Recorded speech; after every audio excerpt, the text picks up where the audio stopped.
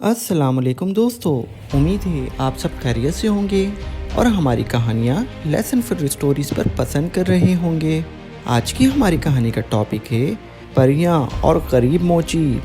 एक शहर में एक मोची रहा करता था जो कि बहुत ही गरीब था। मकान के ऊपर वाले हिस्से में इसने अपना घर बनाया हुआ था और नीचे वाले हिस्से में अपनी दुकान बनाई हुई थी। इसी दुकान के एक कोने पर इसने नए जूते बनाने के औजार रखे हुए थे। ये औजार एक छोटी सी मेज पर बहुत ही तरीके से सजे हुए थे। मोची दिन रात खूब मेहनत करता ईमानदारी के साथ, लेकिन इसके बावजूद भी इसकी आमदनी इतनी ना थी कि वो ज़िंदगी गुजार सके। यहाँ तक कि एक वक्त ऐसा भी आया जब मोची की तमाम जमा पूंजी ख़त्म होने को थी। अब मोची बहुत परेशान हुआ और सोचने लगा इस मर्तबा बिल अदा करने के बाद तो इसके पास नए जूते बनाने के लिए भी रकम नहीं बचेगी। ये ख्याल आते ही मोची का दिल काम से हट गया। वो जो जूते बना रहा था इसका चमड़ा वहीं पड़ा छोड़ा और उठकर अपने रिहाइश वाले हिस्से में चला गया। खाना खाकर दोनों मियाँ बीवी अपनी तंग दस्ती का हल तलाश करने लगे। दूसरे रोज़ सुबह मोची नाश्ते से फारिग होकर अपनी दुकान में पहुँचा तो वो हैरान हुआ, क्योंकि कल जो चमड़ा इस जूतों के लिए काटा था इसके जूते तैयार थे और वो क्या खूबसूरत जूते थे। मोची ने कभी इतने उम्दा जूते ना बनाए थे। मोची ने ज़ोर ज़ोर से अपनी बीवी को आवाज़ें दी, बेगम बेगम। आवाज़ें सुनकर इसकी बीवी दुकान में दाखिल हुई तो मोची ने पूछा, क्या ये इतने खूबसूरत जूते तुमने बनाए हैं? मोची की बीवी ने कहा, नहीं, मैं ऐसे अच्छे जूते कहाँ बना सकती हूँ, मैंने तो पहले कभी जूते ही नहीं बनाए। मोची ने जूता उठाकर दुकान के दरवाजे के साथ बने हुए शोकेस में इस तरह रख दिए कि दुकान के बाहर से हर शख्स पर इसकी नज़र पड़े। कुछ ही देर गुजरी थी कि एक आदमी ने आकर जूते खरीदे। इसने मोची को जूते इतनी अच्छी कीमत दी कि मोची कभी भी ना सोच सकता था। अब मोची ने इस रकम से घर के लिए राशन खरीदा और मज़ीद जूतों के लिए चमड़ा भी खरीद लिया। खरीदारी से फारिग होकर मोची वापस आया तो शाम होने को थी। मोची की बीवी खाना बनाने की तैयारी करने लगी, जबकि मोची चमड़ा लेकर दुकान वाले हिस्से में आ गया।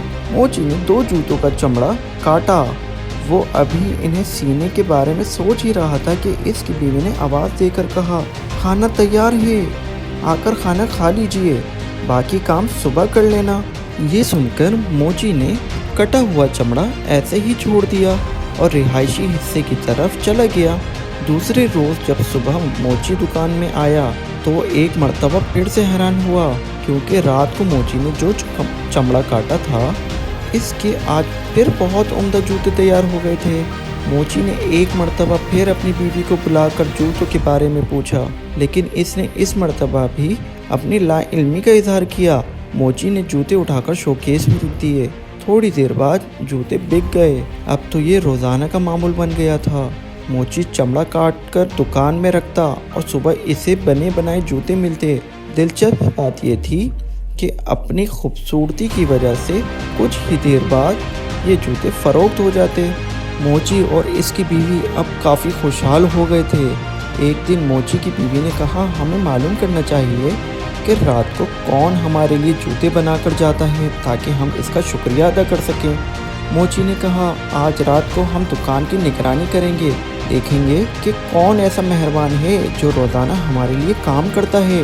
मोची और इसकी बीवी शाम होते ही कटा हुआ चमड़ा काम करने वाली मेज़ पर छोड़कर दुकान में रखी एक बड़ी सी अलमारी के अंदर छुप गए और थोड़ा सा दरवाज़ा खुला छोड़ दिया ताकि बाहर झांक सकें। आधी रात के वक्त आतिशदान की चिमनी में कुछ आवाज़ें आती महसूस हुईं। थोड़ी देर बाद इन्होंने देखा कि 2 खूबसूरत नन्ही मुन्नी परियां हवा में तैरती हुई चिमनी के ज़रिए दुकान में दाखिल हुईं और काम करने वाली मेज़ के पास रखे स्टूल पर बैठकर इन्होंने जूते सीने का काम शुरू कर दिया। सुबह होने से कुछ देर कबल जूते के दोनों जोड़े तैयार हो चुके थे। खूबसूरत जूते मेज़ पर इस तरह छोड़कर दोनों नन्ही परियां हवा में उड़ती हुई वापस चली गईं। मोची ने अपनी बीवी से कहा, बहुत दिनों से ये नन्ही परियां हमें अच्छे अच्छे जूते बनाकर दे रही हैं। मेरा ख्याल ये है कि हम भी इन्हें कोई तोहफ़ा दें। मोची की बीवी बोली, दोनों परियां नंगे पाँव थीं اور ان کے کپڑے بھی عام سے تھے، شاید انہیں ان کپڑوں میں سردی لگتی ہو، کیوں نہ میں ان دونوں کے لیے کپڑے بنا دوں۔ موچی نے بھی بیوی کی ہاں میں ہاں ملائی۔ اسی دن موچی کی بیوی نے دونوں پریوں کے لیے بہترین گرم جیکٹیں تیار کی اور ساتھ ہی 2 جوڑے چھوٹے چھوٹے خوبصورت موزوں کے جوتے بھی تیار کر دیے۔ دوسرے دن انہوں نے شام کے وقت کام کرنے والی میز پر بجائے جوتوں کے چمڑے کے جوتے کاٹ کر رکھ دیے۔ دونوں ننھی پریوں کے لیے جیکٹ اور جرابوں کے گفٹ پیک تیار کر کے رکھ دیے اور الماری میں چھپ کر ان پریوں کا انتظار کرنے لگیں۔ آدھی رات کے وقت پریاں دکان میں داخل ہوئیں اور کام کرنے والی میز کے پاس آ کر کھڑی ہو گئیں۔ میز پر جوتوں کے لیے چمڑے کی جگہ گفٹ دیکھ کر انہیں حیرانی ہوئی۔ دونوں نے آپس میں مشورہ کے بعد گفٹ کھولے تو اس میں چھوٹی چھوٹی جرابیں اور جیکٹیں دیکھ کر بہت خوش ہوئیں اور انہوں نے فوراً جیکٹیں اور جرابیں پہن لیں۔ اب وہ دونوں پریاں بہت زیادہ خوش تھیں۔ خوشی سے دونوں پریاں جھومتی رہیں اور پھر ہوا میں تیرتی ہوئی چمنی کے راستے دکان سے باہر چلی گئیں۔ اس کے بعد وہ کبھی دکان میں کام کرنے نہ آئیں۔